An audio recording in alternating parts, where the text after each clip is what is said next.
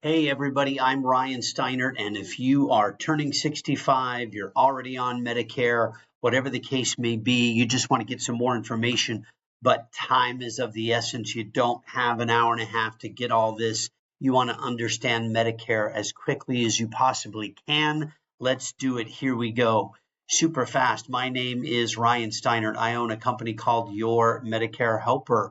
This is my wife, family, my brother Rob over here. I used to be a Medicare biller for skilled nursing facilities, room and board meds therapies. I did this for 7 years, so I have a pretty good handle on all this Medicare stuff. I'm a broker. I don't work for anybody. I represent multiple companies, carriers, and products. How I get paid, if you enroll in a product through me, then those carriers pay me directly. You don't pay me anything. I'm in about 22 states doing Medicare. I have clients all over the country.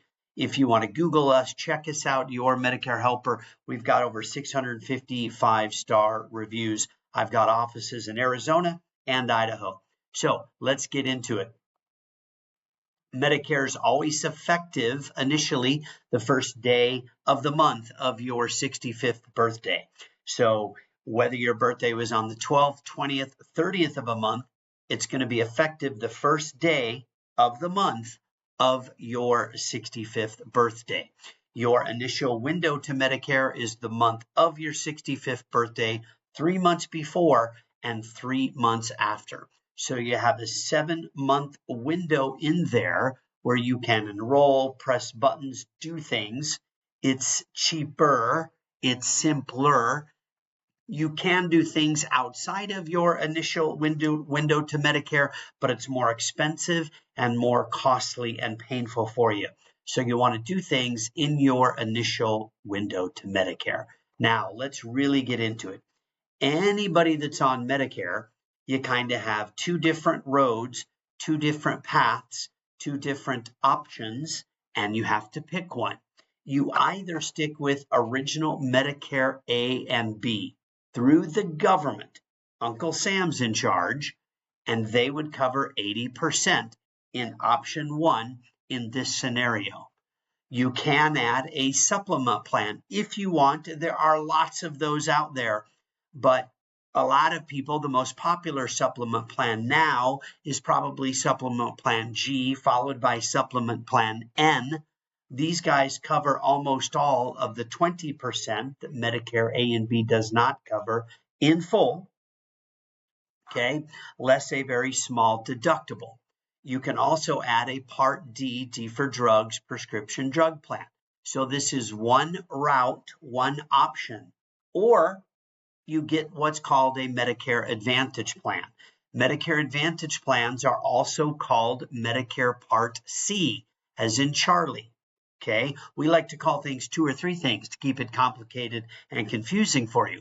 So as you hear the term Medicare Advantage or Medicare Part C, they mean exactly the same thing. Over here, you've got the A and the B and the D, and everybody goes, where's the C? This is the C, Medicare Advantage plans. But these are two totally different ways to go with your Medicare friends, and they work and function very differently. So I'm going to explain to you why they're different, how they're different, okay? But what you really want to start to understand with this stuff is how do they work, how do they function, and how do they pay? Now, either way you go, I'm going to move myself up here in the corner for a minute. Either way you go, you have to have Medicare A and B. The difference is who manages your Medicare benefit and how do they perform for you. So again, over here on option one, the government manages your Medicare benefit. Uncle Sam's in charge. They pay 80%. There is no network on this path. This is not an HMO. This is not a PPO. You can literally see any provider in the United States of America that accepts original Medicare, which is like 97% of providers. So it's portable, simple, easy to use. No referrals, no authorizations. If you get a supplement plan, again, it's going to pay almost all of that 20%. That's an additional cost. What is that cost? Depends on the plan you get, depends on the zip code and where you live. They can be from $50 a month to $200 a month and everywhere in between. Okay, But the beauty of this path is portable, simple, easy to use.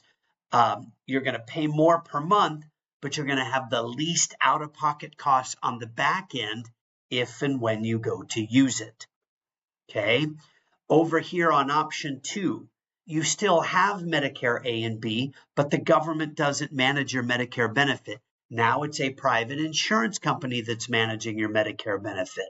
Aetna, United Healthcare, Humana, Cigna, whomever, they're in charge. They have autonomy. They're in control. They can sort of drag their feet to do things. Referral this, prior authorization that, cross this T, dot this I. Also, Medicare Advantage plans are all HMOs or PPOs. So now we're back to the whole in-network, out-of-network. Does my doctor take it? Do they like it?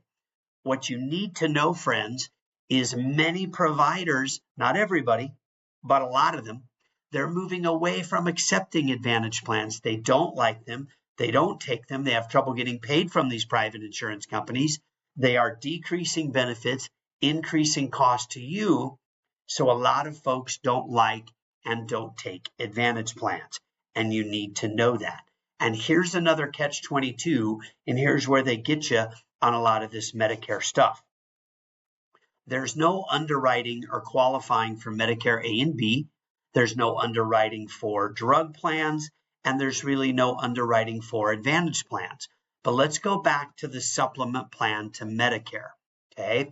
If you started with Advantage and later in life you got really sick, you got a diagnosis, you've now got cancer, you've had a heart attack, you've got chronic kidney disease, you've got Alzheimer's, dementia, whatever it is, anybody, you are only a guarantee issue for a supplement plan to Medicare for the 20%, meaning your health does not matter, typically one time in your life. And the rule is when you get Medicare Part B for the first time, you've got 6 months to get a supplement plan. Nobody asks you any health questions. You are guaranteed to get it. But anytime after that 6 months, for the rest of your life, if you started with Advantage and now 8 years later you want to come back over here and get a supplement plan, you're going to have to go through underwriting. You have to be approved, and a carrier does not have to accept you. They can just flat out deny you. And so many people don't know this, and they don't understand this. And this at the core and crux is why and how these two paths are different. That's what you need to understand. Can we get into the weeds on dental, vision, recovery care, short-term care, cancer plans, heart attack plans? Absolutely. Those are all very important. And those are things we complement to whichever path you go. But the first decision is which path and which road you're going to take. Can you change between these guys during open enrollment in the fall? You can, but again, if you start on Advantage and later 5, 6, 10 years from now, you want to switch in open enrollment to come back over here, you can switch to original Medicare A and B. You can get a drug plan, but you're going to have to qualify for the Medicare supplement plan. The only time you really don't have to qualify for a supplement later in life is if you started with Advantage and you move from one area of the country to another and your Advantage plan wasn't available, or if your Advantage plan just stops covering you, stops carrying that plan, then that gives you an opportunity to pick up a supplement, no medical underwriting. But this is what I want you to understand now in the shortest time possible. This is understanding Medicare. We can talk about all the extra stuff later, but this is what you need to get right now when you're on that time crunch. Medicare is confusing. We're here to help. If we can help you, you've got our phone number, you've got our email address. It's all right here. Let us know. We're here to help. Thanks. Have a great day.